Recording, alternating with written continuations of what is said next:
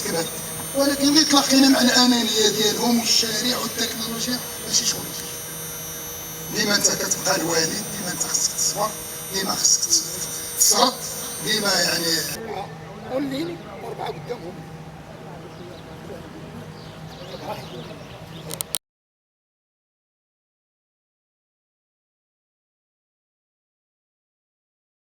بسم الله الرحمن الرحيم. معكم حسن بن شطابر، الكاتب العام لجمعية قدماء لاعبي الاتحاد الرياضي أيت ملول، النادي الرياضي لأيت ملول القصام.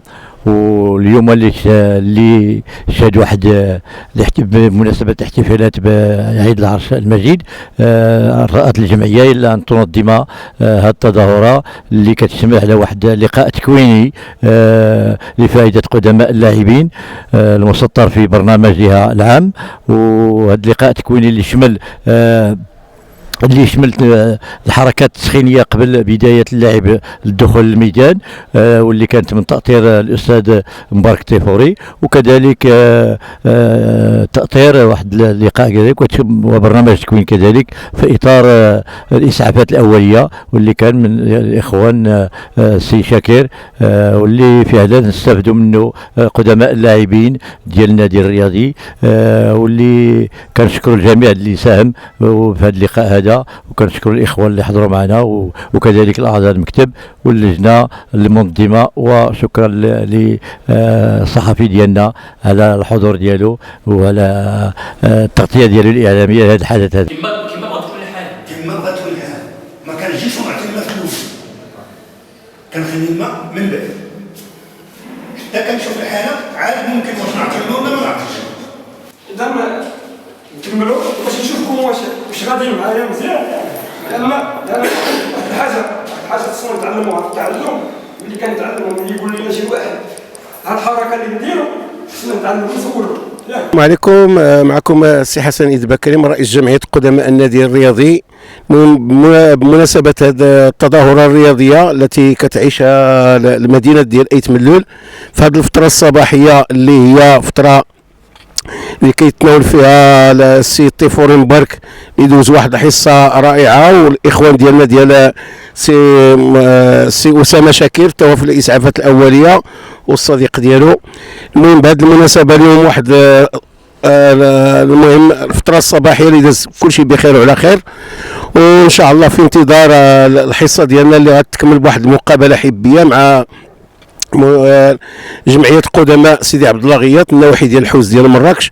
وفي الفتره المسائيه ان شاء الله راه يكون واحد المجموعه فولكلوريه محليه، وغادي يكونوا الحضور غادي يكون كريم، لان ما تنساوش بان هذا الجو كنعيش واحد الجو صيفي.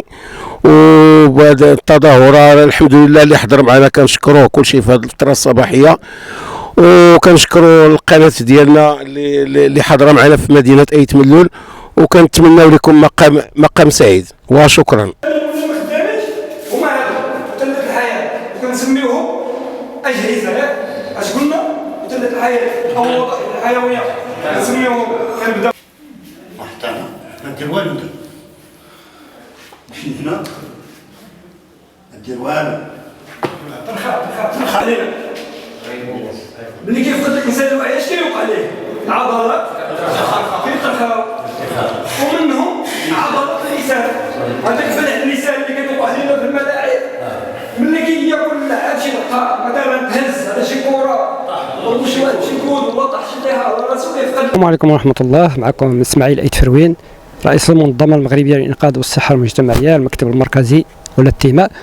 احنا جد مسرورين اننا نتواجد هنا بالنادي الرياضي أيت ملول في ضيافه جمعيه او نادي قدماء النادي الرياضي أيت ملول. كان واحد الحفل رياضي ثقافي صراحه، تعرفنا على الاخوان القدماء ديال النادي، وعطينا حتى حنا واحد البصمه ديالنا في الاسعافات الاوليه. عبدو ربيه هو الاستاذ اسامه شاكر، واخا كان الوقت ما كافيش ولكن على الاقل كنبدا غير نحبوا لهم هذا المجال ديال الاسعافات الاوليه، لان الاسعافات الاوليه هي واحد الحاجه اللي هي مهمه في حياه الانسان، سواء في الملعب او في السوق او في العمل او في المدرسه، فهي واحد الحاجه مهمه اللي خص كل واحد يتعلمها لان غيتنفعوا في حياته. وكنشكروا جميع الاخوان اللي سهروا على هذا اللقاء التواصلي هذا، وتبارك الله عليكم. وكنشكروا الاعلام اللي دائما حضر معنا، وتبارك الله عليكم. وتحيه للجميع لكل من بصم بصمته في هذا اللقاء التواصلي، وشكرا والسلام عليكم ورحمه الله. اذا هذا باش ما يوصلوش الاكسجين 3 ديال الدقائق